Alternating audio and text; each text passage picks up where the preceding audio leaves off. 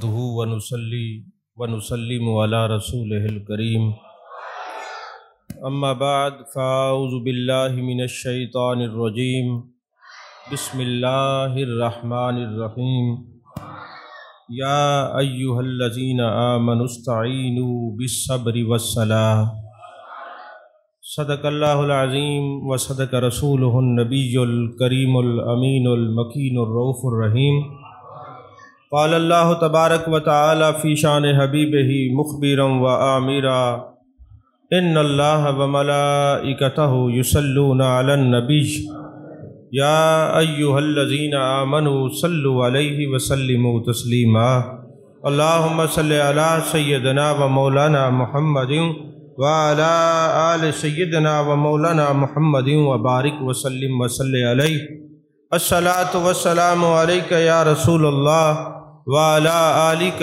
وصحابک یا حبیب اللہ۔ تمام تعریفیں اللہ تبارک و تعالیٰ کے لیے جو خالق کائنات بھی ہے، مالک شش جہات بھی، جو آد بھی ہے، صمد بھی ہے، جس کی شان لم یلد بھی ہے ولم یولد بھی۔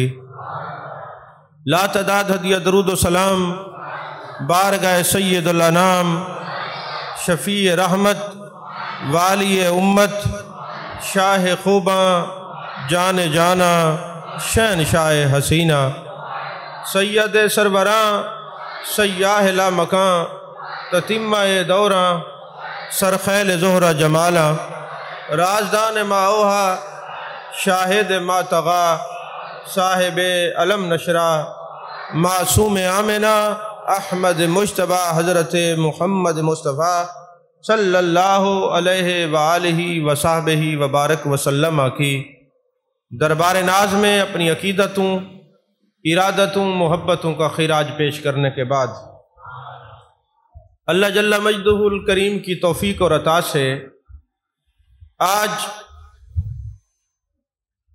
شہید اعظم اور تمام شہدائے کربلا کی بارگاہ میں ہدیہ تبریک پیش کرنے کی یہ خوبصورت محفل ہے۔ الحمدللہ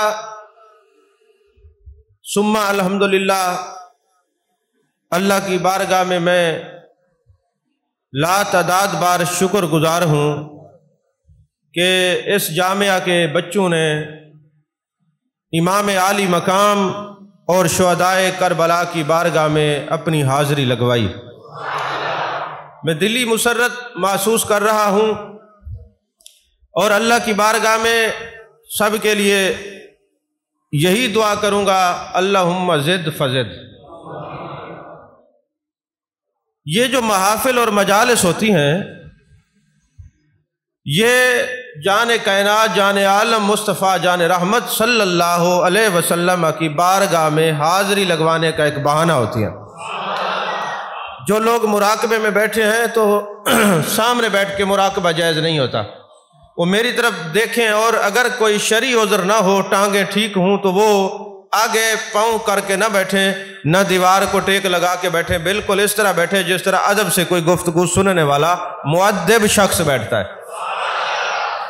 عزیزان محترم، بچوں نے بڑے خوبصورت گفتگو کی، بڑے نکات پیش کیے۔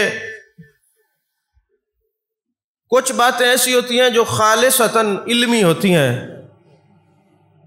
فتاوی شامی کے اندر ایک پوری بات ہے کہ جو خطبہ آپ نے پڑھنا ہے الحمدللہ رب العالمین سے، اس سے پہلے اعوذ باللہ اور بسم اللہ نہیں پڑھنی۔ بڑے بڑے میں نے لوگوں کو دیکھا، چونکہ وہ فتاوی شامی تک یا ابھی وہ ابتدا کو اس نہیں سمجھے ہوتے، عدم توجہ کی وجہ سے الحمدللہ رب العالمین سے وہ خطبہ وعظ ہو، وہ خطبہ نکاح ہو، یا وہ خطبہ عید ہو، کوئی بھی خطبہ ہو، اس سے پہلے اعوذ باللہ بسم اللہ نہیں پڑھی جاتی، ڈائریکٹ الحمدللہ رب العالمین سے ہی شروع کیا جاتا ہے۔ اس کا معنی بھی یہی ہے کہ اللہ کے نام سے ابتدا کی جا رہی ہے۔ دوسری بات یہ ہے کہ اہل بیت کی شان میں بیان کرنے کے لیے کسی جھوٹ بولنے کی یا کسی کذب پر مبنی روایت کو پیش کرنے کی قطعاً ضرورت نہیں کہ قرآن اور حدیث میں اہل بیت کی شان میں اتنے سچ موجود ہیں کہ جھوٹ بولنے کی ضرورت ہی نہیں ہے۔ جتنا سچ موجود ہے یہ پورا قرآن گواہی دے رہا ہے اہل بیت کی عظمت پر، پورا قرآن گواہی دے رہا ہے صحابہ کی عظمت پر، پورا قرآن گواہی دے رہا ہے جان کائنات، جان عالم مصطفیٰ جان رحمت صلی اللہ علیہ وسلم کی عظمت پر۔ تو لہٰذا جب قرآن موجود ہے، احادیث مبارکہ موجود ہیں، وہ حضور غزالی زماں راضی دوراں سیدی و سندی سید احمد سعید شاہ صاحب کاظمی رحمت اللہ علیہ کو کسی نے کہا حضور شہادت امام حسین بیان فرما دیں۔ آپ کا ایک خوبصورت انداز تھا، آپ فرماتے ہیں ارے مولانا میں اتنا کہوں گا کہ حضرت امام حسین شہید برحق ہیں، مگر جو خطیب جھوٹ بولتے ہیں وہ مجھ سے نہیں بولے جاتے، میں یہی کہوں گا الحسن والحسین سید شباب اہل الجنہ، الحسن والحسین سید شباب اہل الجنہ، کہ حسنین کریمین جنت کے جوانوں کے سردار ہیں۔ اور پھر جو شان اور عظمتیں جان کائنات جان عالم مصطفیٰ جان رحمت صلی اللہ علیہ وسلم نے بیان فرمائی ہیں، وہ سارے درخت قلم بن جائیں، سارے سمندر سیاہی بن جائیں، محبوب علیہ السلام کی اہل بیت کی عظمت اور شان کا ایک باب بھی مکمل نہیں ہوگا، یہ سب ختم ہو جائیں گے۔ عزیزان محترم، شان اہل بیت میں ایک محدث کا قول پیش کرنے سے اپنی گفتگو کی ابتدا کرتا ہوں۔ ابن ماجہ شریف جو کتاب ہے حدیث پاک کی، سیاستہ میں شامل ہے، تمام مدارس میں پڑھائی جاتی ہے، اس میں جو پہلی حدیث ہے کہ ایمان کیا ہے، اس حدیث کی جو سند ہے وہ خاندان نبوت سے ہے۔ ابو سلط حروی جو ہیں وہ محدث ہیں، بہت بڑے امام ہیں، ان سے آگے پھر جو سند ہے کہ فلاں نے فلاں سے روایت کیا، فلاں نے فلاں سے روایت کیا، فلاں نے فلاں سے روایت کیا، وہ سارے خاندان نبوت کے عظیم لوگ ہیں۔ تو ابو سلط حروی کہتے ہیں کہ میں نے یہ بات سنی ہے حضرت علی بن موسیٰ رضا رضی اللہ تعالیٰ عنہ سے، انہوں نے یہ بات سنی ہے حضرت امام موسیٰ کاظم سے رضی اللہ تعالیٰ عنہ سے، انہوں نے یہ بات سنی ہے حضرت امام جعفر الصادق سے، اور انہوں نے یہ بات سنی ہے حضرت امام باقر رضی اللہ تعالیٰ عنہ سے، انہوں نے یہ بات سنی ہے حضرت امام زین العابدین رضی اللہ تعالیٰ عنہ سے، انہوں نے یہ بات سنی ہے حضرت امام حسین پاک رضی اللہ تعالیٰ عنہ سے، انہوں نے یہ بات سنی ہے مولا کائنات کی زبان سے، اور انہوں نے یہ بات سنی ہے جان کائنات کی زبان سے۔ اب یہ صلی اللہ علیہ وسلم یہ جو ہے یہ سند ہے، یہ ابو سلط حروی کہتے ہیں یہ جو سند ہے آل بیت کے لوگوں کے نام ہے، یہ جو سند ہے فرمائے لو قرئ ھذا الاسناد علی مجنون لبرا، کہ اگر کسی پر کوئی پاگل پن کے دورے پڑتے ہوں یا دماغی خلل آ جائے تو اس کے اوپر یہ آل بیت کے نام پڑھ کے دم کیے جائیں، اس کے پاگل پن کے دورے ختم ہو جاتے ہیں۔ یہ ابن ماجہ شریف کی پہلی حدیث ہے کہ ایمان کس کو کہتے ہیں، اس کی یہ سند ہے۔ تو لہٰذا جو اہل بیت کا نام لینے سے کتراتے ہیں ان کو پاگل پن کے دورے پڑتے ہیں، اور جو اہل بیت کا نام لیتے ہیں ان کے دماغ میں نسیان نہیں ہوتا، خلل نہیں ہوتا، پاگل پن کے دورے نہیں پڑتے، کیونکہ یہ خاندان نبوت کے سے پیار بھی کرتے اور ان کا نام لے کے جھومتے بھی ہیں۔ شروع کہتے ہیں نعرے ہمیشہ ضرورت کے تحت لگائے جاتے ہیں، بغیر ضرورت نعرے جائز نہیں ہوتے۔ بھائی دیکھیں نا، ایک وقت تھا کہ نعرے تکبیر لگایا جاتا تھا، اللہ اکبر، اس وقت کافروں اور مسلمانوں کی لڑائی ہوتی تھی، اللہ کے نام کو سر بلند کرنے کے لیے ضرورت پڑی، نعرے تکبیر ہوا۔ پھر ایک وقت آیا منافق اور مسلمان جو ہے ان کی جنگ ہوئی، تو پھر ایک وقت ضرورت آئی محبوب علیہ السلام کا نام مٹانے والے آئے تو نعرہ رسالت آ گیا۔ پھر ایک وقت آیا کہ 4 یار کا نام لینے سے لوگ جلنے لگے، پھر یہ 4 یاروں کے نام کا نعرہ آ گیا۔ پھر ایک وقت آیا کہ مولا علی کے نام سے لوگ جلنے لگے، پھر نعرہ حیدری یا علی آ گیا۔ پھر ایک وقت آیا غوث اعظم کے نام سے جلنے لگے تو پھر نعرہ غوثی آ گیا۔ یہ نعرے تب لگائے جاتے ہیں جب ضرورت ہو، ہر وقت نعرہ نہیں لگانا چاہیے، نعرہ تب لگائیں جب ضرورت ہو۔ توجہ ہے کہ نہیں ہے؟ تو عزیزان محترم، فرمایا کہ یہ جو سند ہے آل بیت کے لوگوں کے ناموں کی، یہ کسی پاگل پن پہ، کسی پاگل آدمی کہ جس کا ذہن خراب ہو تو اس کے اوپر یہ پڑھا جائے یہ دم کی صورت میں، تو وہ پاگل پن کے جو دورے ہیں وہ ختم ہو جاتے ہیں۔ اور علماء اہل حدیث میں علامہ وحید الدین حیدرآبادی، انہوں نے بھی اپنی کتاب کے اندر یہ لکھا ہے کہ یہ جو سند ہے نا، یہ جس پر پڑھ دی جائے اس کا دماغ کبھی خراب نہیں ہوگا۔ اور ساتھ ایک بات لکھتے ہیں کہ اہل بیت کے اسم میں اتنا برکت ہے تو ان پاکوں کے جسم میں کتنی برکات اللہ نے رکھ دی ہوں گی۔ جن کے اسم میں اتنا برکتیں ہیں ان کے جسم میں کتنی برکتیں ہوں گی۔ تو عزیزان محترم یاد رکھیں، حضرت امام حسین رضی اللہ تعالیٰ عنہ کی ذات بابرکات وہ ہیں جو میرے آقا کریم صلی اللہ علیہ وسلم کے وہ نواسے، وہ پیارے لخت جگر ہیں۔ میں یوں کہوں گا یہ قرآن کی چلتی پھرتی تصویر ہے۔ اللہ نے قرآن میں فرمایا یا ایھا الذین آمنوا استعینوا بالصبر والصلاۃ۔ آپ نے دیکھا کرب و بلا کا میدان ہے، حضرت امام حسین یا نماز میں ہے یا صبر میں ہے۔ اللہ نے فرمایا وَاسْتَعِينُوا بِالصَّبْرِ وَالصَّلَاةِ، یہ حکم ہے۔ اور پھر میرے آقا فرماتے لوگوں دو چیزیں مضبوطی سے پکڑ کے رکھنا، ایک قرآن کو، ایک میری اولاد کو۔ تو یہ قرآن کا اور محبوب علیہ السلام کی اولاد کا تعلق دیکھیں، اولاد مصطفیٰ قرآن سے جدا نہیں، قرآن اولاد مصطفیٰ سے جدا نہیں ہے۔ آل بیت قرآن سے جدا نہیں اور قرآن آل بیت سے جدا نہیں۔ اور حضرت امام عالی مقام رضی اللہ تعالیٰ عنہ جب نیزے کی نوک پہ قرآن پڑھ رہے ہیں تو قرآن کی تفسیر بیان ہو رہی ہے۔ عین الیقین کا یہ درجہ ہے کہ اللہ نے قرآن میں فرمایا وَلَا تَقُولُوا لِمَنْ يُقْتَلُ فِي سَبِيلِ اللَّهِ أَمْوَاتٌ بَلْ أَحْيَاءٌ وَلَٰكِن لَّا تَشْعُرُونَ۔ یہ جو بل احیاء کی تفسیر ہے ہم نے پڑھی ہے، امام حسین نے پڑھ کے بتائی ہے کہ قرآن یہ ہوتا ہے، شہادت یہ ہوتی ہے، قرآن کی جو ہے نا پریکٹیکل یہ ہوتا ہے، تھیوری یہ ہوتی ہے۔ قرآن کہتا ہے شہید زندہ ہے، اور یہ شہید نے قرآن نیزے کی نوک پہ پڑھ کے بتایا۔ بل احیاء کی عملی تفسیر جو ہے وہ مولا کائنات کے لخت جگر حضرت امام حسین پاک ہے۔ بل آیاؤں کی جو عملی تفسیر ہے، تصویر ہے، وہ حضرت امام حسین پاک رضی اللہ تعالیٰ عنہ کی ذات بابرکات ہے۔ عزیزان محترم، جب یہ ہم اہل بیت کے متعلق کوئی محفل کرتے ہیں یا پروگرام ہوتے ہیں محرم الحرام کے اندر، تو ہمیں کچھ چیزیں غور طلب ہیں، توجہ کرنی چاہیے۔ پہلی بات تو یہ ہے کہ حضرت امام حسین رضی اللہ تعالیٰ عنہ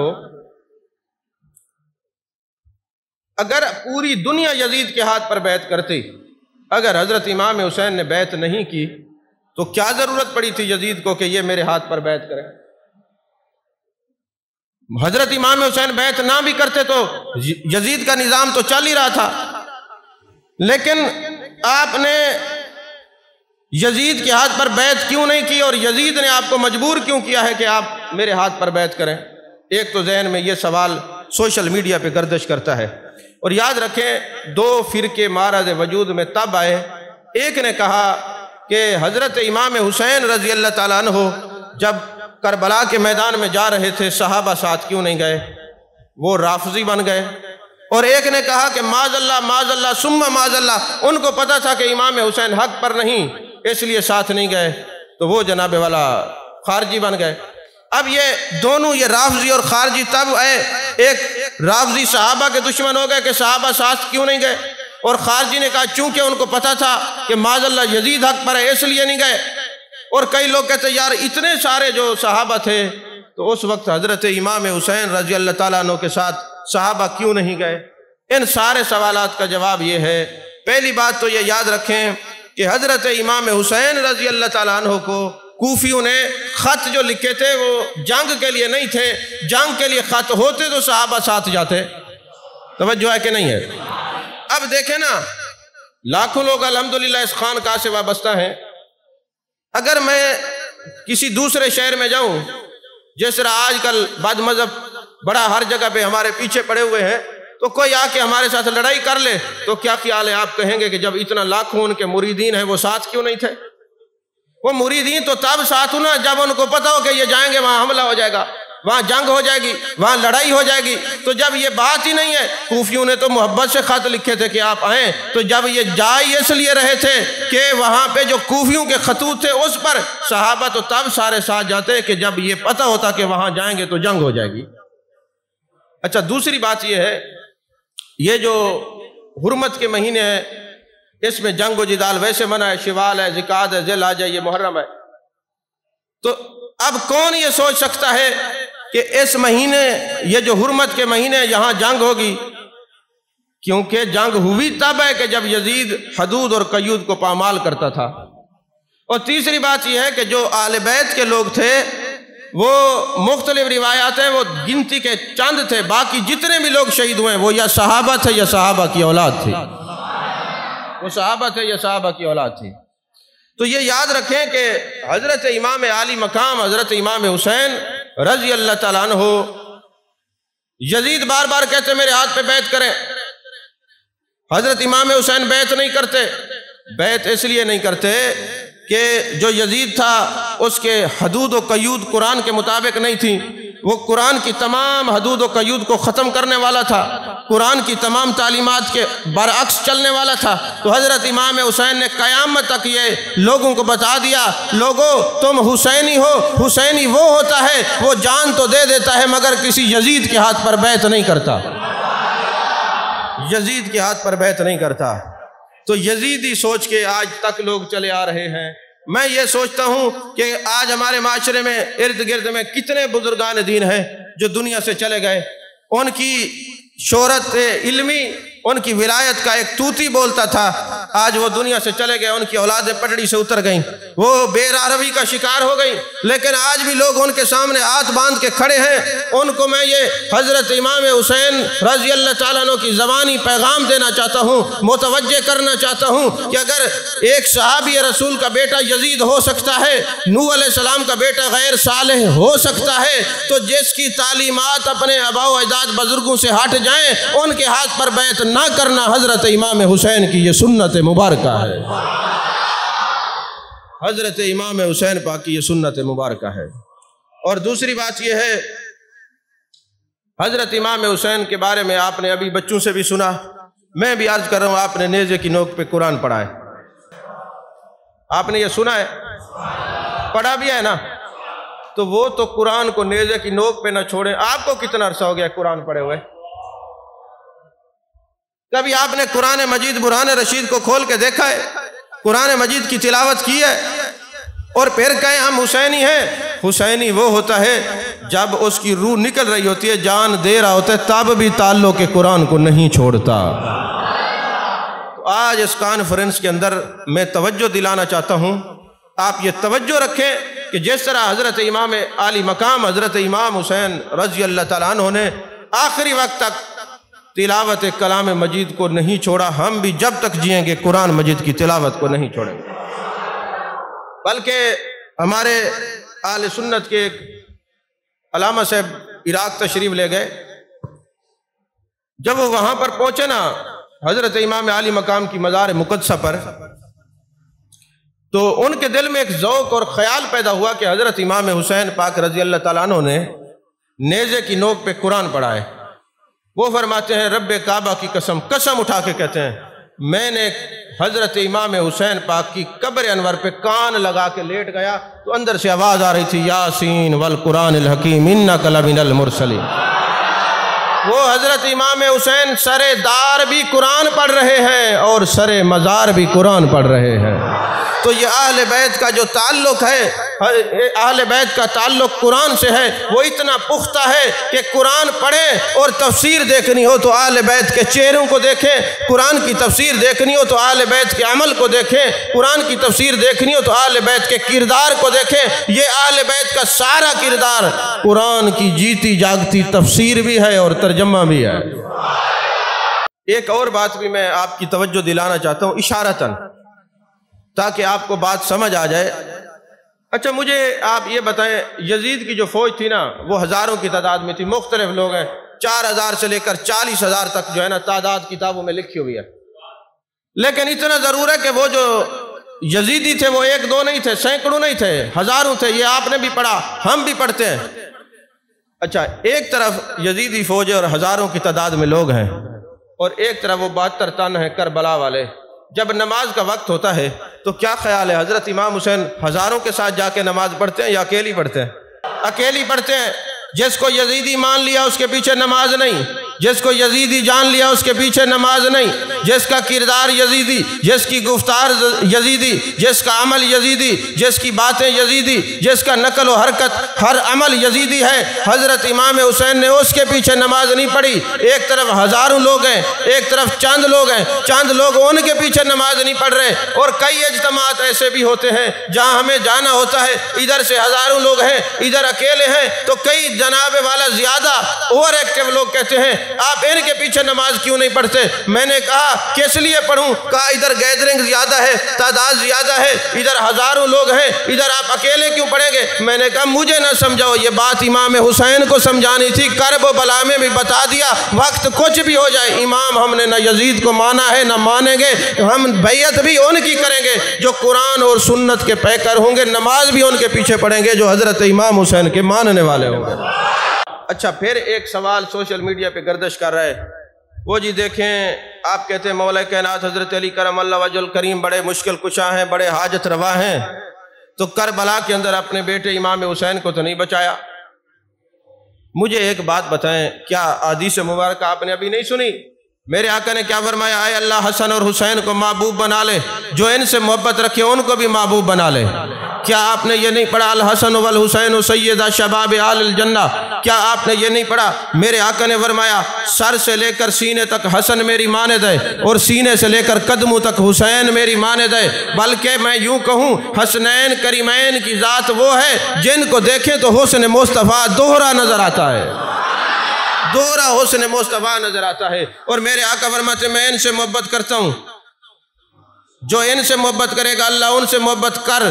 تو پتہ چلا امام حسین صرف محبوب کے محبوب نہیں بلکہ محبوب خدا بھی ہیں۔ تو جب محبوب خدا ہیں تو جہاں آپ مولا کائنات حضرت علی کرم اللہ وجہ الکریم پر اعتراض کرتے ہیں کہ جی انہوں نے میدان جنگ میں کربلا کے میدان میں یہ مدد کیوں نہیں کی، پہلے تو یہ بتائیں حضرت امام حسین نے کہا اے علی میری مدد کرو اور انہوں نے نہیں کی؟ کوئی روایت دکھا دے۔ اور کہیں حضرت امام حسین نے فرمایا ہو اے اللہ مجھے شہادت سے بچا لے اور اللہ نے نہ بچایا ہو، کہیں دکھا دے۔ ابھی آپ روایت سن رہے تھے نا ہمارے مفتی صاحب سے کہ آپ نے فرمایا چونکہ اگر ہم میدان جنگ میں جا رہے ہیں، اگر شہید ہو گئے تب بھی یہ دائمی زندگی ہے، اگر بچ گئے تو اللہ تعالیٰ نے یہ ہمیں شان دیا کہ عزت کے ساتھ جی سکیں گے، تو وہ تو اللہ کی رضا کے لیے جانے والے، اللہ کی رضا کے لیے جو سرے تسلیم خم رکھنے والے لوگ ہوں وہ اپنے لیے کچھ مانگتے نہیں، وہ تو خدا کی رضا پہ راضی رہتے ہیں۔ جب حضرت امام حسین پاک نے دعا ہی نہیں کی تو آپ کیسے ڈیمانڈ کر رہے ہیں کہ مدد کیوں نہیں ہوئی؟ تو جب اللہ نے مدد کیوں نہیں کی؟ آپ کے ذہنوں میں سوال ہے اللہ نے مدد نہیں کی، لیکن قرآن کہتے اللہ نے مدد کی ہے۔ کیسے مدد کی ہے؟ پہلے تو قرآن سے یہ پوچھنا پڑے گا اے قرآن تو یہ بتا اللہ کی مدد کی صورت کیا ہے؟ اللہ فرماتے یا ایھا الذین آمنوا ان تنصروا اللہ، اے ایمان والو تم اللہ کی مدد کرو دین پھیلانے میں۔ جو قرآن کے الفاظ ہیں تم مدد کرو، قرآن کہتا ہے صبر کرو تم صبر کرو، قرآن کہتا ہے نماز پڑھو تم نماز پڑھو، قرآن کہتا ہے مما رزقناہم ینفقون اللہ کے رزق میں خرچ کرو تم خرچ کرو، جو قرآن کہتا ہے اس پر عمل کرو۔ وہ حضرت امام حسین نے عمل کیا، فرمایا یا ایھا الذین آمنوا ان تنصروا اللہ، اے ایمان والو اللہ کی مدد کرو، ینصرکم اللہ پھر تمہاری مدد کرے گا۔ میرے مالک جو اللہ کی مدد کرے دین پھیلانے میں تو تو مدد کرتا ہے، تیرے مدد کی صورت کیا ہے؟ فرمایا وَيُثَبِّتْ أَقْدَامَكُمْ ہم ثابت قدمی عطا کر دیتے ہیں، قدم متزلزل نہیں ہوتے۔ رب کعبہ کی قسم اللہ نے حضرت امام حسین کی مدد فرمائی ہے، سارا خاندان شہید ہو گیا مگر قدموں میں لرزہ نہیں آیا، تمکنت رہی ہے۔ اللہ نے تو مدد کی ہے، ملا تجھے نہیں پتا کہ اللہ کی مدد کی صورت کیا ہے۔ اللہ خود فرماتے ہیں وَيُثَبِّتْ أَقْدَامَكُمْ ہم جس کی مدد کرتے ہیں اس کے قدموں کو ثابت قدمی عطا فرما دیتے ہیں۔ تو بتائیں کہیں حضرت امام حسین کے قدم متزلزل ہوئے ہیں؟ نہیں ہوئے۔ یہ ثابت قدمی نہیں تو اور کیا ہے؟ بہکی وقت سیوطی زمان شیخ القرآن حضرت علامہ مولانا منظور احمد فیضی صاحب رحمۃ اللہ علیہ میرے استاد مکرم ایک بات کرتے تھے، ضمناً میرے ذہن میں آ گئی ہے۔ وہ فرماتے تھے جب اللہ تبارک و تعالیٰ نے فرمایا نا انی جاعل فی الارض خلیفہ، میں زمین پر نائب بنانے والا ہوں، تو فرشتوں نے کیا کہا؟ من یفسد فیہا ویسفک الدماء نحن نسبح بحمدک ونقدس لک، اے اللہ یہ فتنے فساد پھیلائیں گے، لڑائی جھگڑے کریں گے، خون ریزیاں کریں گے، ان کو پیدا نہ کر۔ اللہ نے کیا فرمایا؟ قال انی اعلم ما لا تعلمون، جو کچھ ہم جانتے تم نہیں جانتے۔ یہ جو کچھ ہم جانتے ہیں تم نہیں جانتے، اس میں حکمت کیا ہے؟ فرماتے ہیں کہ اللہ تبارک و تعالی یہ بتانا چاہ رہا ہے، یہ بھی قرآن کی آیت ہے سورۃ والعصر، ان الانسان لفی خسر الا الذین آمنوا وعملوا الصالحات وتواصوا بالحق وتواصوا بالصبر۔ فرمایا قسم ہے زمانے کی، انسان نقصان میں ہے، خسارے میں ہے، مگر وہ لوگ خسارے میں نہیں جو ایمان لائے، نیک عمل کیے، حق بات کی تاکید کی اور صبر کی تلقین کی۔ حق بات اور صبر جس کا ساتھ رہو، فرمایا وہ خسارے میں نہیں۔ تو یہ اللہ بتانا چاہ رہا ہے فرشتوں تمہیں تو یہ ہے، یہ فتنے فساد پھیلائیں گے، لڑائی جھگڑے کریں گے، ایک وہ خسارے سے بچنے والے، قسم ہے میرے محبوب کی، ایک ایسا بھی شخص آنے والا ہے جس کا نام امام حسین ہے، جس نے ایمان بھی لایا، عمل بھی کیا، حق کے آگے ڈٹ بھی گیا ہے، اور صبر کا جو ہے وہ مرکز بھی تھامے ہوئے رکھا، صبر کا دامن بھی تھامے ہوئے رکھا۔ فرمایا یہ جو سورہ والعصر ہے یہ حضرت امام حسین کی جیتی جاگتی کربلا کی تصویر بھی ہے اور تفسیر بھی ہے۔ اب دیکھیں نا، اللہ فرماتے ہیں جو کچھ ہم جانتے ہیں تم نہیں جانتے۔ تم نہیں جانتے کہ کربلا کا ایک میدان ہوگا، تم نہیں جانتے کہ اپنی اولاد کے ساتھ ایک حسین وہاں جائیں گے، تم نہیں جانتے وہاں پہ مقام شہادت پر آپ فیض ہوں گے۔ تو فرمایا وَلَا تَقُولُوا لِمَنْ يُقْتَلُ فِي سَبِيلِ اللَّهِ أَمْوَاتٌ بَلْ أَحْيَاءٌ وَلَٰكِن لَا تَشْعُرُونَ، جو اللہ کے راستے میں قتل ہو جاتا ہے، بل آیاؤں وہ زندہ ہے، وَلَٰكِن لَا تَشْعُرُونَ تمہیں شعور نہیں ہے، تمہیں شعور نہیں ہے۔ بل آیا کی جیتی جاگتی تفسیر اور تصویر حضرت امام حسین پاک رضی اللہ تعالیٰ عنہ ہے۔ عزیزان محترم، شہید کی 3 قسمیں ہوتی ہیں۔ کتنی قسمیں ہوتی ہیں؟ بولتے رہیے، 3 کی قسمیں شہید کی۔ پہلی قسم ہے شہید حقیقی، دوسری ہے شہید فقہی، اور تیسری ہے شہید حکمی۔ یہ جو شہید حقیقی ہوتا ہے، جو میدان جنگ میں اللہ کے راستے میں قتل ہو جاتا ہے، یہ شہید حقیقی ہے۔ شہید فقہی اس وقت چونکہ لمبی تفصیل ہے میں اس طرف نہیں جا رہا۔ پھر تیسرا ہے شہید حکمی۔ اور شہید حکمی جو ہوتا ہے وہ کون کون ہے؟ فرمایا جو ظلماً قتل نہیں کیا گیا، بخاری شریف کے اندر جو مال اپنا اور جان بچانے کے لیے دنیا سے چلا جاتا ہے وہ بھی شہید ہے۔ اب شہید کی 3 قسمیں، شہید حقیقی، شہید فقہی اور شہید حکمی۔ تو یہ مشکات شریف کی حدیث پاک ہے کہ جو اللہ کے راستے میں شہید ہوئے ہیں یہ شہید حقیقی ہے، مگر شہادت کی کچھ اور صورتیں بھی ہیں۔ وہ کون سی ہیں؟ فرمایا 7 صورتیں ہیں۔ جو طاعون کی بیماری سے مرے وہ بھی شہید ہے۔ فرمایا جو ڈوب کے مرے وہ بھی شہید ہے۔ جس کو نمونیا ہو جائے، مر جائے، وہ بھی شہید ہے۔ یہ مشکات شریف کی حدیث پاک ہے۔ جو نمونیا کی حالت میں جو ہے نا مر جائے وہ بھی شہید ہے۔ اسی طرح فرمایا پیٹ کی بیماری سے، پیٹ کی تکلیف ہوئی، دنیا سے چلا گیا، حیضہ ہوا، کوئی اس کو فوڈ پوائزن ہوا، مر گیا، فرمایا وہ بھی شہید ہے۔ جو آگ میں جلے وہ بھی شہید ہے۔ جو عمارت گرے دب جائے وہ بھی شہید ہے۔ اور وہ عورت جو بچہ پیدا کرتے وقت دنیا سے چلی جائے وہ بھی شہید ہے۔ یہ شہید حکمی ہے۔ اس کے علاوہ اور بھی کافی ساری شہادتیں ہیں جن کے بارے میں محبوب نے فرمایا کہ یہ شہید حکمی ہیں۔ کوشش کریں ان میں سے کوئی ایک صورت آپ بھی پیدا کر لیں۔ توجہ ہے کہ نہیں ہے؟ فرمایا پہلی بات تو یہ ہے کہ حالت سفر میں جو بھی مرا شہادت کی موت مرا۔ پھر فرمایا کہ سواری سے گر کے مرا، شہادت کی موت مرا۔ مرگی کے دورے پڑتے ہیں، حالت مرگی میں فوت ہوا، شہادت کی موت فوت ہوا ہے۔ بخار کی حالت میں مرا ہے، شہادت کی موت میں مرا ہے۔ جان و مال اہل و عیال کو بچانے کے لیے قتل ہو گیا، شہادت کی موت مرا ہے۔ اور کسی کے عشق میں مبتلا ہوا مگر گناہگار نہ ہوا، پھر عشق کو چھپایا، اس حالت میں مرا، وہ بھی شہید ہے۔ توجہ ہے کہ نہیں ہے؟ تم کیا سمجھتے ہو کہ صرف تلوار کے مارے ہوئے شہید ہوتے ہیں؟ نہیں، نگاہ یار کے مارے ہوئے بھی شہید ہوتے ہیں۔ یہ نیا نکتہ ہے، میں نے کہا آپ کے سامنے رکھ دوں۔ جو اپنے شیخ سے محبت کرتے ہیں، اولیاء اصفیاء سے محبت کرتے ہیں، پھر پاکیزہ رکھتے ہیں اپنی محبتوں کو، اور پھر اس کو چھپاتے ہیں اور اس محبت کا اظہار نہیں کرتے، میرے محبوب فرمائے جب وہ دنیا سے جاتے ہیں شہادت کی موت مرتے ہیں۔ عزیزان محترم، پھر فرمایا کہ کسی انسان کو جانور نے پھاڑ ڈالا ہو، وہ دنیا سے چلا گیا، شہید ہے۔ بادشاہ نے ظلماً قید کیا اور پھر قتل کر دیا، وہ شہید ہے۔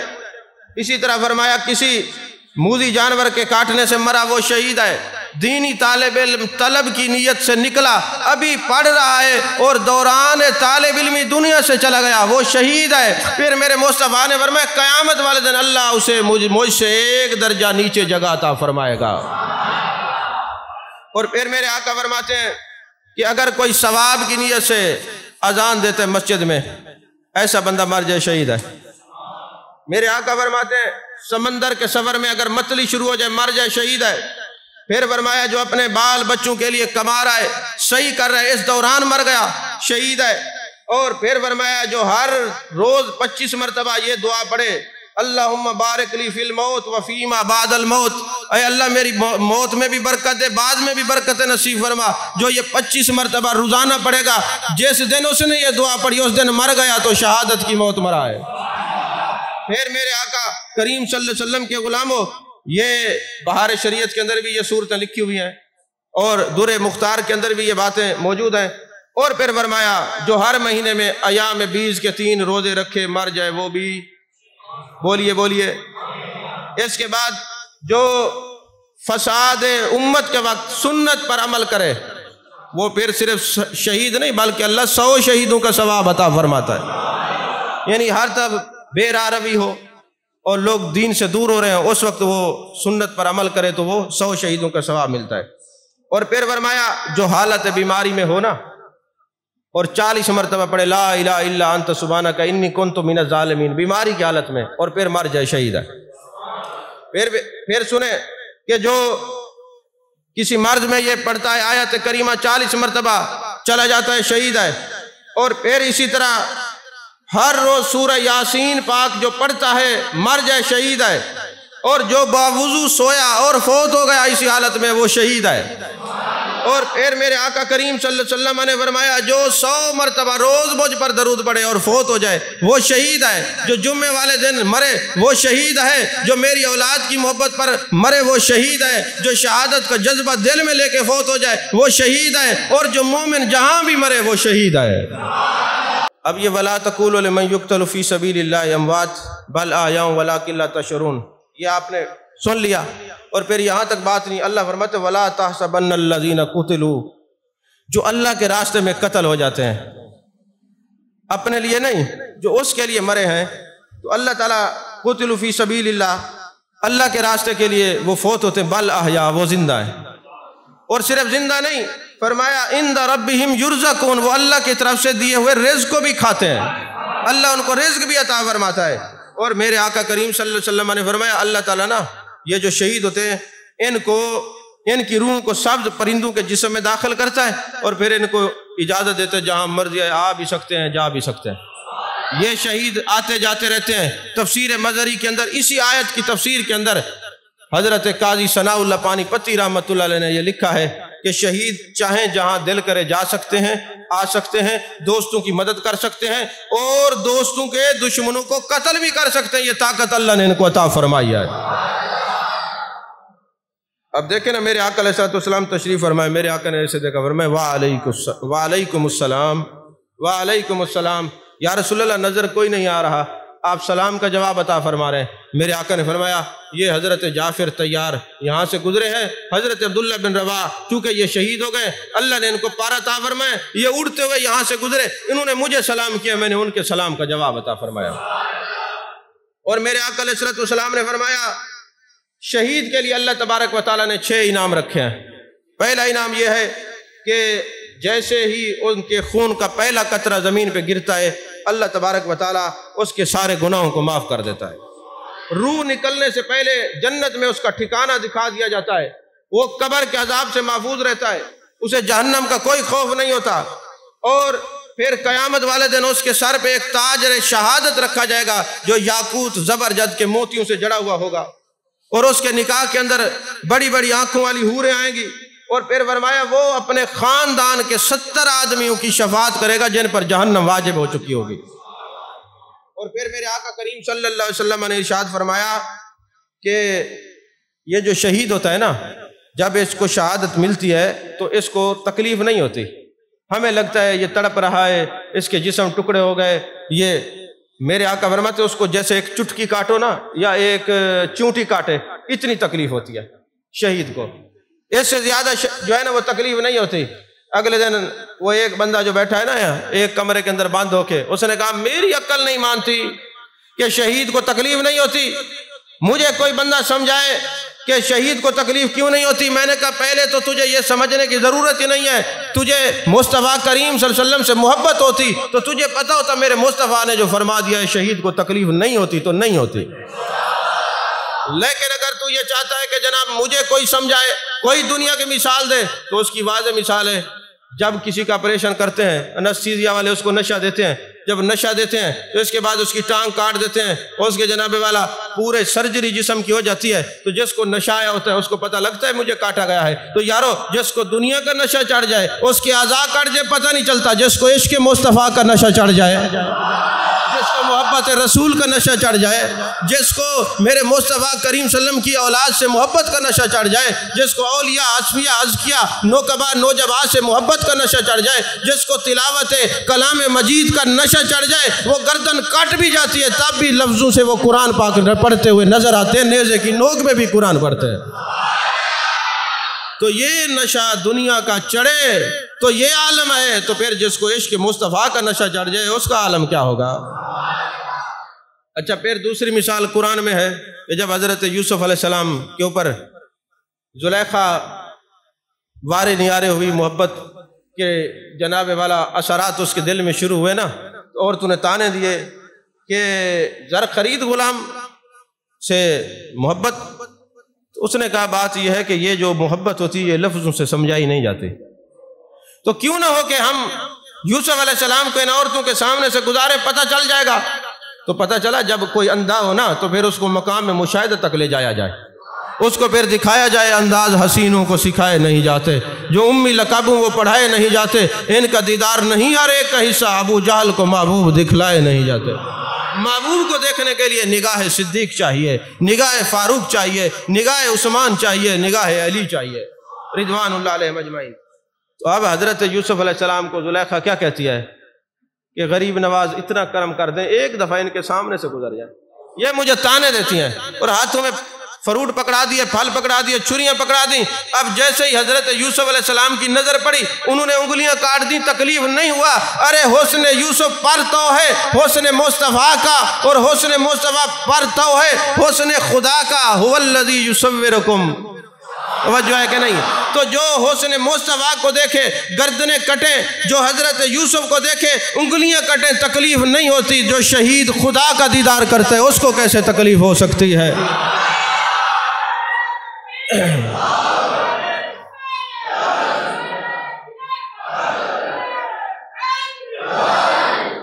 توجہ ہے کہ نہیں؟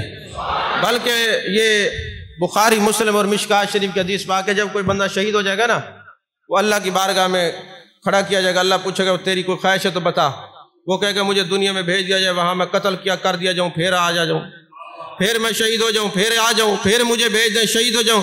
اب یہ بار بار شہادت کی لذت کیسی ہے؟ کہا شہادت میں لذت ایسی ہے کہ روح بعد میں نکلتی ہے، دیدار خدا بندی پہلے نصیب ہوتا ہے، دیدار خدا بندی پہلے نصیب ہوتا ہے۔ تو حضرت امام عالی مقام حضرت امام حسین پاک، اس میں کوئی شک نہیں، حضرت عثمان غنی رضی اللہ تعالیٰ عنہ کے کئی دن 40 دن تک بھی روایات موجود ہیں پانی بند کیا گیا، وہ اپنے گھر میں موجود تھے۔ آپ حضرات جانتے ہیں بندہ سفر میں ہو تو تھوڑی سی تکلیف بھی زیادہ محسوس ہوتی ہے، تو حضرت امام حسین پاک رضی اللہ تعالیٰ عنہ کرب و بلا کے میدان میں ہیں۔ اور پھر میں تفسیر مظہری کے حوالے سے ایک بات عرض کر دوں، قاضی ثناء اللہ پانی پتی رحمۃ اللہ علیہ کہتے ہیں کہ حضرت مرزا مظہر جانے جانا قاضی ثناء اللہ کے مرشد ہیں۔ یہ جو محافل اور مجالس ہوتی ہیں نا، نیک لوگوں کے سامنے بیٹھنے کی، اللہ کے بندوں کے سامنے بیٹھنے کے فائدے کیا ہوتے ہیں؟ حضرت جنید بغدادی کے بارے میں بھی یہ بات موجود ہے حضرت شیخ اکبر محی الدین ابن العربی کے بارے میں بھی یہ بات موجود ہے، حضرت بابا فرید الدین گنج شکر رحمۃ اللہ علیہ کے ملفوظات میں بھی یہ بات موجود ہے۔ حضرت نظام الدین اولیاء فرماتے ہیں کہ ایک کتا پاک پتن شریف میں آتا، حضور بابا صاحب کی بار بار اس کتے پہ نظر پڑتی، ایک دن ایسی نظر ڈالی کہ وہ کتا ایک درخت کے نیچے بیٹھ گیا اور چپ کر کے بیٹھ گیا، باقی سارے کتے آتے اس کے سامنے بیٹھ جاتے، اس کو تکتے رہتے۔ اور اسی طرح ابن العربی کے بارے میں ہے، آپ آنکھیں بند کر کے بیٹھے ہیں، خیال یار میں بیٹھے ہیں، وہ اور ہوں گے جنہیں موت آ گئی ہوگی، خیال یار سے پائی ہے زندگی میں نے۔ اور حضرت جنید بغدادی کے بارے میں بھی ہے، اب اس کو اشرف علی تھانوی نے بھی لکھا امداد و سلوک کے اندر، کہا حضرت جنید بغدادی بیٹھے ہوئے ہیں خیال یار میں، اپنے یار کے خیال میں بیٹھے ہیں۔ اب خیال یار تم کیا جانو کیا ہوتا ہے؟ اگر اجازت ہو تو عرض کر دوں کیا ہوتا ہے؟ یہ علماء سارے توجہ سے سنو، یہ صرف لفظ پڑھنے والے ابھی برکات سے خالی لوگ سارے سنو، یہ خیال یار کیا ہوتا ہے؟ خیال یار یہ ہوتا ہے کہ تصوف کی کتابوں میں کہ اس سلسلے کے اندر بیعت کرو جس کا شجرہ کٹا ہوا نہ ہو، جس کے تم مرید ہو، وہ اس کا پیر بھی ہو، خود ساختہ وہ خلیفہ نہ ہو، خود ساختہ بیعت کرنے والا نہ ہو، خود بھی وہ خلیفہ ہو، اس کا پیر بھی ہو، اس کا پیر بھی ہو، اس کا پیر بھی ہو، اس کا پیر بھی ہو، یعنی درمیان میں ایسا نہیں کہ کوئی فوت ہو جائے گدی پہ بٹھا لو یہ جی سجادہ نشین ہے، ایسا نہیں ہے، یہ کٹ جاتا ہے، یعنی سلسلہ کٹا ہوا نہ ہو۔ اس سے فائدہ کیا ہوگا؟ فرمایا اس سے فائدے ہوں گے دو، فائدے تو کئی ہوں گے لیکن دو میں عرض کر رہا ہوں۔ پہلا فائدہ یہ ہے، قرآن کہتے ہیں لَقَدْ رَضِيَ اللَّهُ عَنِ الْمُؤْمِنِينَ إِذْ يُبَايِعُونَكَ تَحْتَ الشَّجَرَةِ، تحقیق اللہ ان سے راضی ہوا جنہوں نے شجر کے نیچے بیعت کی۔ اچھا آپ کہیں گے کہ یہ تو بیعت رضوان کے لیے ہے، میں کہوں گا کیوں؟ جی یہ تو بیعت رضوان ہے، صحابہ نے بیعت کی اس لیے یہ ہے، تو پھر واقعی الصلاۃ وآتوا الزکوٰۃ یہ بھی تو صحابہ کے لیے، آپ کیوں نماز پڑھتے ہیں؟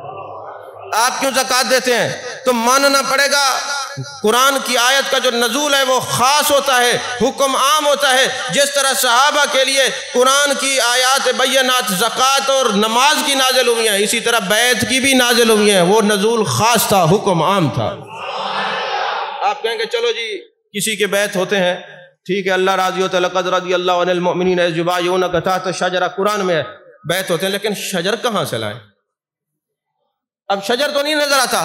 میں نے کہا قادری بنو، چشتی بنو، سہروردی بنو، نقش بندی بنو، جس کا شجرہ ہوگا تو وہ بیعت کے بعد تمہیں شجرہ تو دے گا نا، تو یہی تو شجر ہے، توجہ ہے کہ نہیں؟ یہی تو شجر ہے۔ کہا شجر قادری کے نیچے آؤ بیعت کرو، شجر چشتی شجر سہروردی اور نقش بندی شجر کے نیچے آ کے بیعت کرو، جب تم بیعت کر لو گے تو مالک بیعت کر لیا ہے، فرمایا لَقَدْ رَضِيَ اللَّهُ عَنِ الْمُؤْمِنِينَ إِذْ يُبَايِعُونَكَ، تحقیق اللہ راضی ہوا جنہوں نے شجر کے نیچے آ کے بیعت کی۔ اچھا میرے محبوب علیہ السلام فرماتے ہیں کہ جس نے مجھے دیکھا، میرے دیکھنے والے کو دیکھا، اس کے دیکھنے والے کو دیکھا، اس پہ جہنم کی آگ حرام ہے۔ جس نے مجھے مصافحہ کیا، میرے مصافحہ کرنے والے سے مصافحہ کیا، اس کے مصافحہ کرنے والے سے مصافحہ کیا، اس پہ جہنم کی آگ حرام۔ آپ نے تو 3 لڑیوں میں ختم کر دی حدیث، آگے چلے ہی نہیں، لیکن صوفی اس راز کو سمجھ گئے، اس نے کہا نہیں بات یہ لغت ختم ہو جاتی ہے، فیض ختم نہیں ہوتا۔ بھائی آپ کے گھر میں لڑکا پیدا ہو آپ کا تو آپ اس کو کیا کہیں گے؟ یہ میرا بیٹا ہے۔ اور پھر بیٹے کو بیٹا ہو جائے تو کیا کہیں گے؟ یہ پوتا ہے۔ پھر پوتے کو ہو جائے تو پڑ پوتا ہے۔ آگے ذرا چلے نا، نہیں بول سکتے، لغت ختم ہو گئی مگر نسل چل رہی ہے۔ توجہ ہے کہ نہیں؟ اچھا آپ کے جو والد صاحب ہیں ان کو کیا کہتے ہیں؟ ابا جی۔ اور ابا جی کے والد کو، اس کے والد کو، اس کے والد کو، ختم، لغت ختم ہو گئی پر نسل چل رہی ہے۔ اسی طرح جس نے مجھے دیکھا، میرے دیکھنے والے کو دیکھا، اس کے دیکھنے والے کو دیکھا، جہنم کی آگ ختم، یہ لغت ختم ہو گئی تبع تابعین کے بعد، مگر فیض مصطفیٰ آج بھی چل رہا ہے۔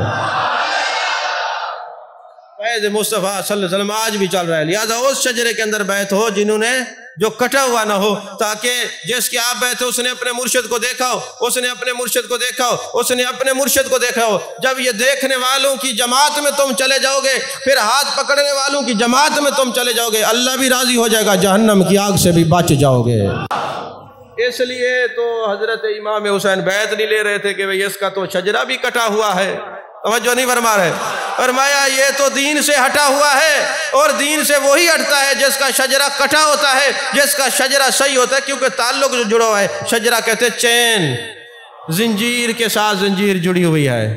تو فرمایا جو ادھر آتا ہے، تو جو ایسے شخص کی مجلس میں جاتا ہے جس کا شجرہ کٹا ہوا نہیں، پھر اس کو دیکھتا ہے، پھر اس کے خیال میں رہتا ہے، پھر خیال یار مرنے نہیں دیتا، جو اس خیال میں بیٹھا ہوتا ہے، جب اس خیال سے آنکھیں کھولتا ہے، نظر جس بھی پڑے اس کی بھی دل کی دنیا بدل دی جاتی ہے۔ تو حضرت جنید بغدادی نے ایسے آنکھ بند کی ہوئی ہے، خیال یار میں بیٹھے ہیں، آنکھ کھولی تو کتے پہ نظر پڑی، کتے نے بھونکنا بند کر دیا، کتے نے بھونکنا بند کر دیا، پھر نہ بھونکا، اور پھر دوسرے کتوں سے ممتاز ہو گیا، اور پھر کتے اس کی مجلس میں آ کے بیٹھتے اور وہ چپ کر کے بیٹھا رہتا، بھونکتا نہیں تھا۔ اب تصوف والو سنو ذرا، اللہ کے ولی کی نگاہ کتے پر پڑے، وہ کسی کو نہیں بھونکتا۔ میرا پوری دنیا کو چیلنج ہے، جتنے اولیاء کے ہاتھ پر بیعت ہیں، نہ وہ نبیین کے خلاف بولتے، نہ صدیقین کے خلاف بولتے، نہ شہداء کے خلاف بولتے، نہ صالحین کے خلاف بولتے، نہ کاملین کے خلاف بولتے، نہ رادین کے خلاف بولتے، نہ مردین کے خلاف بولتے، کیونکہ ان پر کسی نہ کسی پر اللہ والے کی نظر ہے، اس لیے یہ کسی کو نہیں بھونکتے، جو بھونکتے ان پر کسی کی نظر نہیں ہے، تبھی تو بھونکتے ہیں نا۔ توجہ ہے کہ نہیں؟ تو مدارس میں پڑھنے والوں، جس خانقاہ پر تم بیعت ہو، اپنے مرشد کے سامنے جا کے تھوڑی دیر بیٹھا کرو تاکہ ان کی نظر پڑے، تو تمہارے اندر یہ جو داربا یدربو کی گردانوں کا تکبر ہے نا، زود میں کچھ نہ ملا کبر و نخوت کے سوا، سب شگن بیکار ہے مرشد کی محبت کے سوا، کوئی کتنا کرے فیض نظر کا دعویٰ، نامکمل ہے مگر شیخ کی صحبت کے سوا۔ یہ جو آپ کو کبھی بلایا جاتا ہے حضرت عثمان غنی کے یوم پہ آ جاؤ، کبھی بلایا جاتا ہے کہ حضرت فاروق اعظم کے یوم پہ آ جاؤ، بھئی یہ سارے اللہ والے ہیں، یہ سادات تشریف فرما ہیں، کوئی تو ایسا ہوگا نا جس کے سامنے بیٹھو گے نظر پڑے گی، تمہارا نفس بھونک بند کر دے گا، اور تمہارا نفس جو ہے ادب کی طرف آ جائے گا۔ میں بڑے فضوق سے کہتا ہوں، آج بھی جو کسی خانقاہ سے بیعت ہے نا، علماء کسی خانقاہ کہیں بھی ہیں، ان کی طبیعت کے اندر عاجزی ہوگی، ان کے مزاج کے اندر عاجزی، جو کسی کے مرید نہیں ہے وہ گدھے کی طرح انہوں نے کتابیں تو اٹھائی ہوئی ہیں، اور میں گدھا نہیں کہہ رہا، اللہ فرماتا ہے جو میرے مصطفیٰ کی عظمتوں کو چھپائے کماسل الحمار، وہ گدھا ہے، جتنا مرضی ہے پڑھ لے، وہ گدھا ہے، پر عالم وہ ہے جس کے پاس الفاظ بھی ہیں، جس کے پاس برکات بھی ہیں۔ توجہ ہے کہ نہیں ہے؟ عزیزان محترم، حضرت امام حسین پاک، اچھا قاضی ثناء اللہ پانی پتی کے مرشد کا کیا نام ہے؟ حضرت مرزا مظہر جان جانا، یہ نقش بندی سلسلے کے امام ہے۔ تو قاضی ثناء اللہ پانی پتی کہتے ہیں کہ میرا حافظہ بڑا کمزور تھا، تو میں اپنے شیخ کی خدمت میں گیا تو میرے شیخ نے مجھے اپنے سر کی ٹوپی اتار کے دی۔ حسین اسلام محبوب نے فرمایا وہ ہے کہ جس کو جانتے ہو، نہیں جانتے سامنے آ جائے سلام کرو۔ تو یہ قاضی ثناء اللہ پانی پتی ہیں، شیخ نے ٹوپی دی سر کی، تو چونکہ امامہ شریف باندھتے تھے ٹوپی کے اوپر، تو سر کے اوپر تیل لگاتے تھے، سنت ہے۔ وہ جو ٹوپی تھی نا، وہ اس کے اندر تیل زم تھا، تو قاضی ثناء اللہ پانی پتی رحمۃ اللہ علیہ نے اس ٹوپی کو دھویا، دھونے کے بعد اب وہ جو پانی تھا نا، اس نے یہ سوچا کہ میں اس کو دیوار پر گرا دوں یا بہر گرا دوں، پر مرشد کے عشق نے اجازت نہ دی، وہ ایسے پرات اٹھائی اور منہ پہ رکھ لی، پی لیا۔ قاضی ثناء اللہ پانی پتی کہتے ہیں وہ پینا تھا، پھر سورہ فاتحہ کی الحمد کی الف سے لے کر والناس کی سین تک قرآن مجھ سے بولتا تھا، یہ ادب آیا ہے۔ تو وہ قاضی ثناء اللہ پانی پتی کہتے ہیں وہ میرے جو مرشد ہیں حضرت مرزا مظہر جان جانا، وہ ہر وقت صحابہ کا ذکر کرتے، اہل بیت کا ذکر کرتے، جو بادشاہ وقت تھا اس کا ایک وزیر تھا، اس کو بڑی تکلیف ہوتی کہ یہ ہر وقت کیوں ذکر کرتے ہیں، یہ ہر وقت کیوں ذکر کرتے ہیں۔ آخر کار اس وزیر نے نا، رافضی وزیر نے حضرت مرزا مظہر جان جانا کو شہید کروا دیا، شہید ہو گئے۔ وقت گزرتا گیا، ایک دن بادشاہ وقت سوتا ہے، خواب دیکھتا ہے، ایک حسن جمال کا پیکر شخصیت آتے ہیں، مرزا مظہر جان جانا تشریف فرما ہے، وہ سواری پہ سوار ہونے والے خوبصورت نورانی چہرے والے کہتے ہیں مرزا کس بندے نے تجھے شہید کروایا ہے؟ حضور اس نے کروایا۔ انہوں نے نیزہ اس کے سینے میں مارا، وہ تڑپ تڑپ کے مر گیا۔ بادشاہ جب اٹھا نا، اس نے کہا ذرا پتہ تو کرو وہ جو وزیر ہے اس کو کیا ہوا ہے، زندہ ہے مر گیا؟ انہوں نے کہا جی پتہ نہیں، سویا پڑا تھا، اس کے دل میں درد ہوا ہے، اس کے جناب والا جگر میں سینے میں درد ہوا ہے، تڑپ تڑپ کے مر گیا۔ تو وہ بادشاہ کہتے جب وہ نیزہ مارنے والا جانے لگا تو میں نے پوچھا حضرت آپ کون ہیں؟ فرمایا میں حضرت امام حسین ہوں، میری محبت میں اس کو شہید کروایا ہے، اللہ نے اجازت دیا ہے، میں اس کا کام تمام کرنے کے لیے آیا ہوں۔ توجہ ہے کہ نہیں ہے؟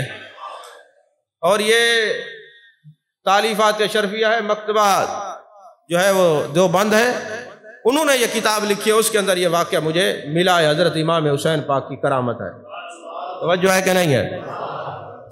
تو عزیزان محترم، اللہ تبارک و تعالیٰ شہداء کو اجازت دیتا ہے کہ وہ جہاں چاہیں آ بھی سکتے ہیں اور جا بھی سکتے ہیں۔ یہ تھوڑی سی ایک دو اور باتیں عرض کر کے گفتگو ختم کرتے ہیں۔ امام حسین پاک رضی اللہ تعالیٰ عنہ کے بارے میں ایک دو حدیث مبارک عرض کر کے گفتگو ختم کرتے ہیں۔ میرے آقا کریم صلی اللہ علیہ وسلم نے فرمایا کہ حسنین کریمین میرے بیٹے ہیں، جو ان دونوں سے محبت رکھے گا اس نے مجھ سے محبت رکھی ہے، اور جس نے مجھ سے محبت رکھی ہے اس نے اللہ سے محبت رکھی ہے، اللہ اس کو جنت میں داخل کرے گا۔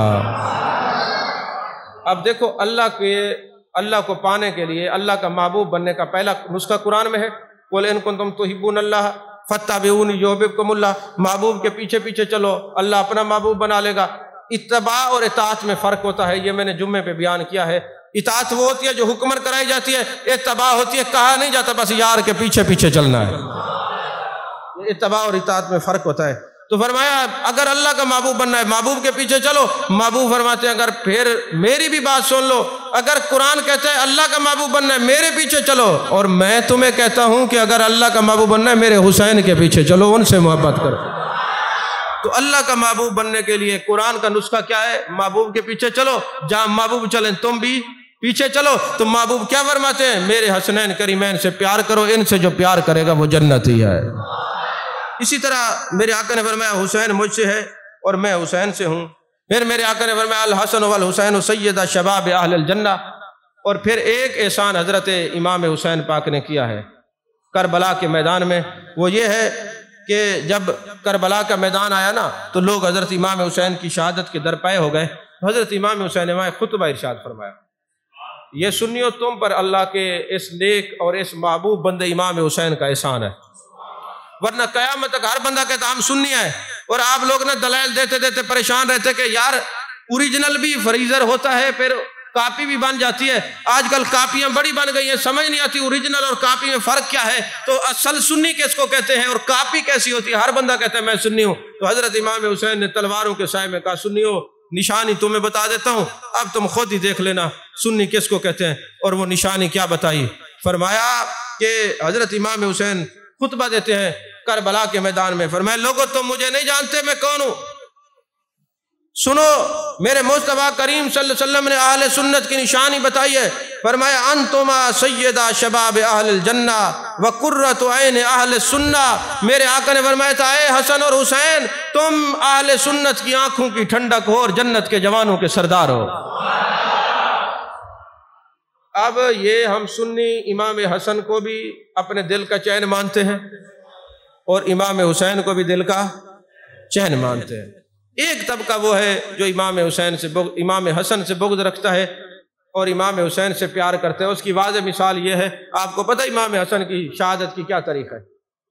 کیونکہ آپ نے تو تحقیق کے دروازے بند کر دیے نا، آپ کو تو پتہ نہیں ہے، لیکن آپ کو 10 محرم کا پتہ ہے حضرت امام حسین کا۔ کیوں؟ ایک طبقہ جو ان کی یاد مناتا ہے، آپ ان کے پیچھے چلتے ہیں، آپ کو پتہ ہی نہیں ہے امام حسن کی شہادت کی کیا تاریخ ہے، جو قیامت والے دن سیدہ طیبہ طاہرہ عابدہ عالمہ فاضلہ کاملہ خاتون جنت سلام اللہ علیہا نے آپ سے پوچھ لیا کہ حسین میرا بیٹا تھا تو حسن میرا بیٹا نہیں تھا، تو کیا جواب دیں گے؟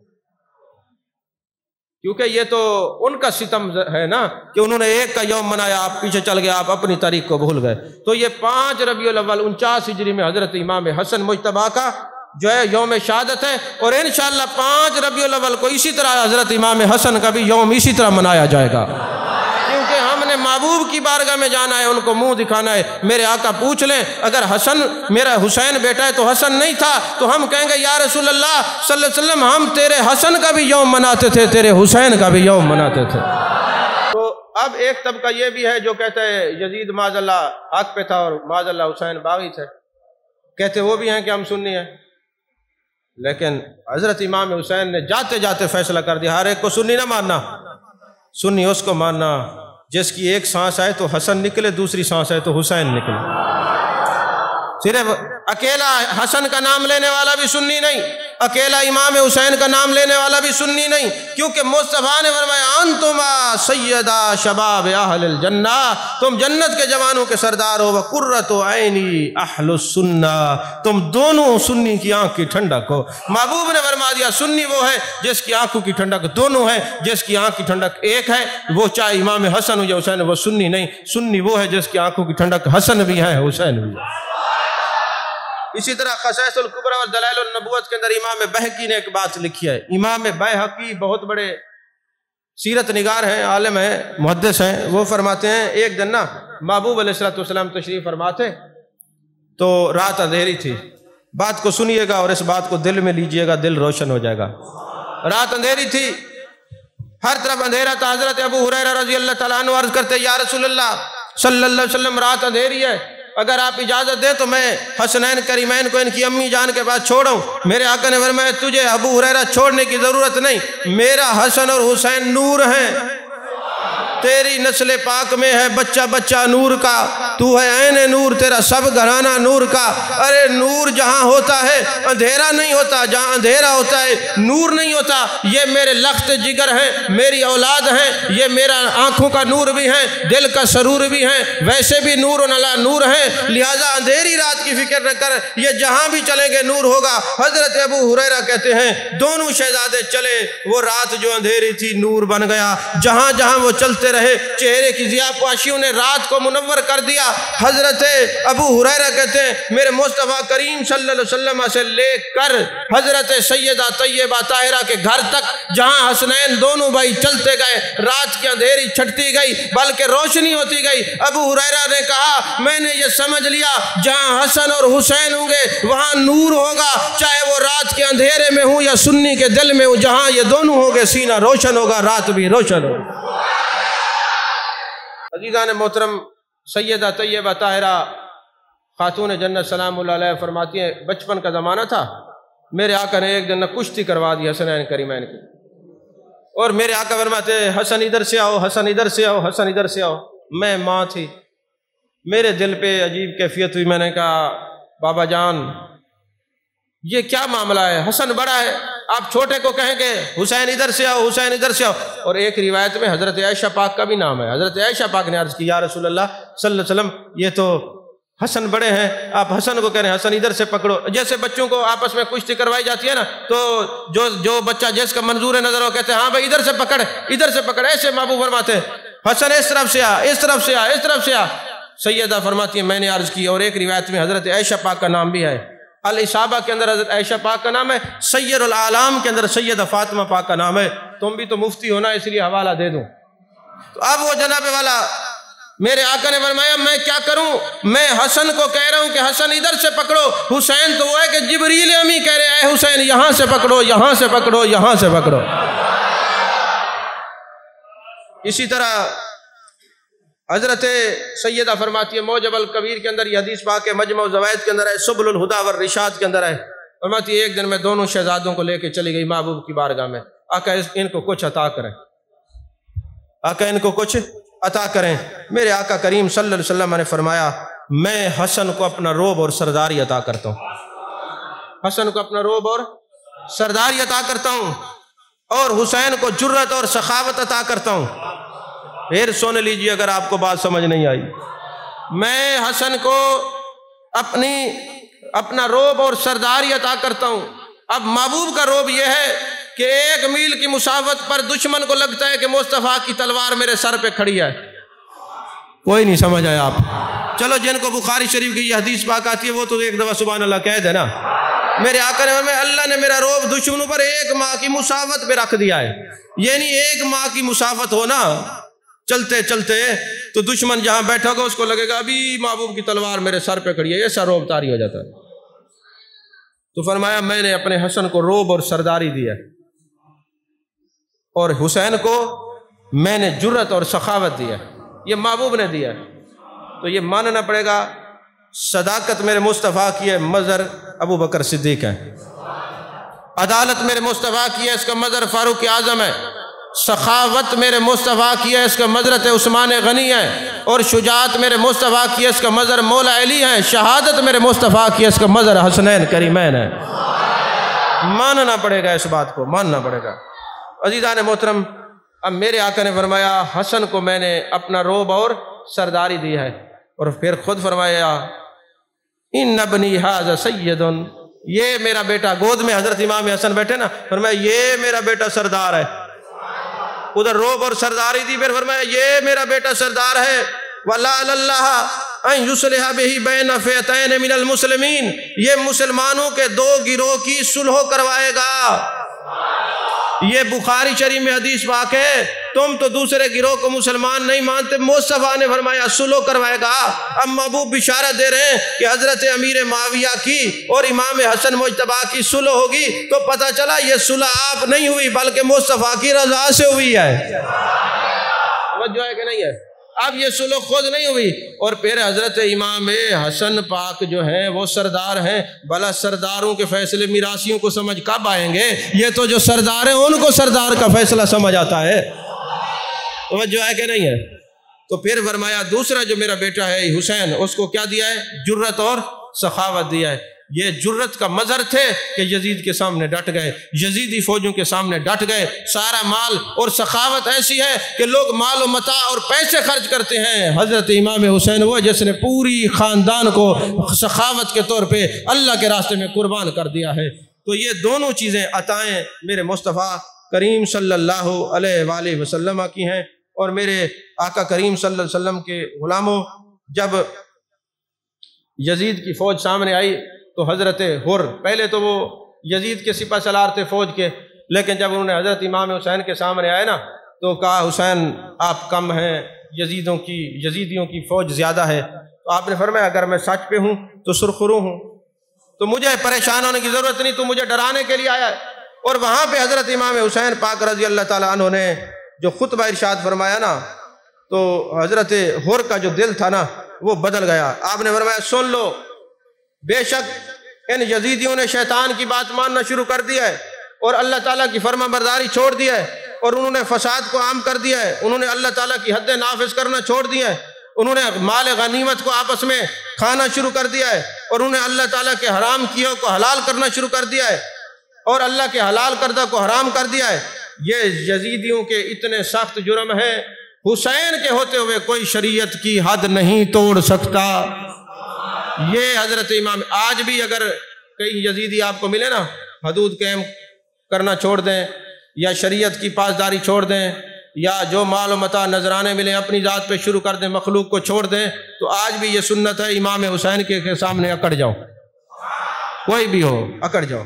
اس وقت شریعتوں کی حد پر فرماتے ہیں ہم نے پہرا دینا ہے، تو یہ میرا امام، میں امام ہوں، میرا حق بنتا ہے کہ میں محبوب علیہ السلام کے قائم کردہ حدود کا پاس رکھوں۔